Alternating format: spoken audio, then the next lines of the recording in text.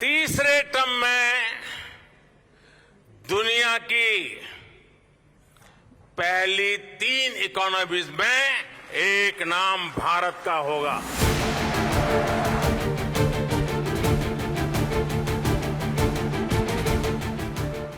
प्रधानमंत्री ने देश को एक साथ 2 गारंटी दे दी। एक तो ये कि भारत जल्द ही तीसरी सबसे बड़ी अर्थव्यवस्था बनेगा और दूसरा कि 2024 में उनकी खुद की वापसी तय है। सियासत की कोई गारंटी नहीं होती, इसलिए सियासी बयान की चर्चा फिर कभी। फिलहाल अर्थव्यवस्था की बात करते हैं। कोरोना काल में बड़े बड़े देशों की हालत पतली हो गई थी, पर हमारी व्यवस्था ऐसी थी कि अर्थव्यवस्था संभली रही। धीरे धीरे हालात बेहतर ही हुए हैं, ये तो अंतर्राष्ट्रीय मुद्रा कोष यानी IMF भी मानता है। IMF ने 2023 में भारत की आर्थिक वृद्धि दर 6.1% रहने का अनुमान जताया है, जो कि अप्रैल में बताए गए अनुमान से 0.2% ज्यादा है। इसके साथ ही उसने अपने ताजा अनुमान में भारत के सबसे तेजी से बढ़ती अर्थव्यवस्था का टैग भी बरकरार रखा है।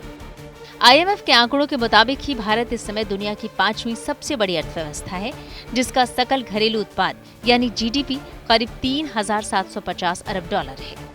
जबकि दुनिया की सबसे बड़ी अर्थव्यवस्था अमेरिका है, जिसका GDP 26,854 अरब है, यानी भारत से करीब 7 गुना ज्यादा। वहीं दूसरे नंबर पर चीन है। चीन की GDP 19,374 अरब यानी भारत से करीब 5 गुना ज्यादा है। लेकिन तीसरे और चौथे नंबर की अर्थव्यवस्थाओं में और भारत में इतना फर्क नहीं है।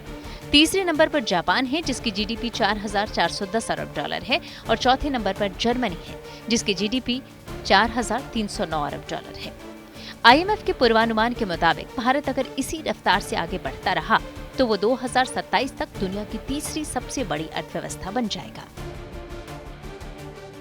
भारत की इकोनॉमी पर IMF जैसी संस्थाओं के इस भरोसे और सरकार की आर्थिक नीतियों के बूते ही PM मोदी ने इस बात की गारंटी दी कि उनकी सरकार के अगले टर्म में भारत दुनिया की शीर्ष 3 अर्थव्यवस्थाओं में होगा। तीसरे टर्म में दुनिया की पहली 3 इकोनॉमीज में एक नाम भारत का होगा। ऐसा नहीं है कि कोरोना काल का असर भारत की अर्थव्यवस्था पर नहीं हुआ, पर जो लोग अर्थव्यवस्था की बारीकियों को समझते हैं, उनकी माने तो सरकार की नीतियां ऐसी रही हैं कि कोरोना काल में भी बाकी देशों की तुलना में हमें कम नुकसान हुआ।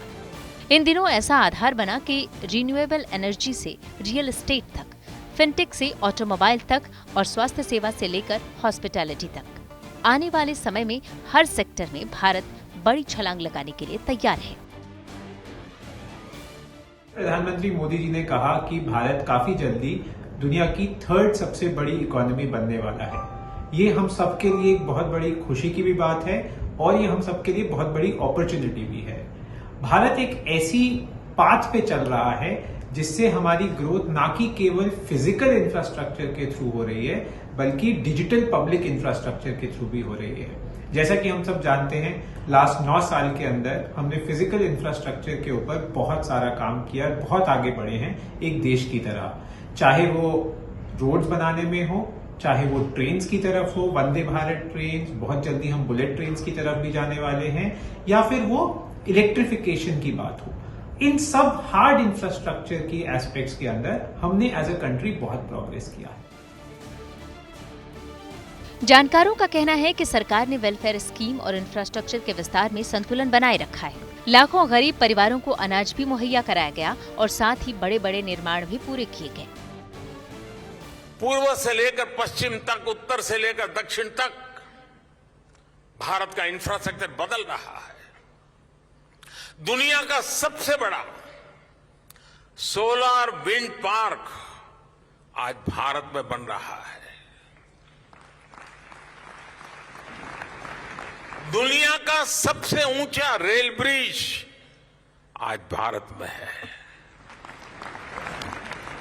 10,000 फीट से अधिक की ऊंचाई पर दुनिया की सबसे लंबी टनल आज भारत में है। दुनिया की सबसे ऊंची मोटरेबल रोड आज भारत में है। दुनिया का सबसे बड़ा क्रिकेट स्टेडियम आज भारत में है। दुनिया की सबसे ऊंची प्रतिमा आज भारत में है।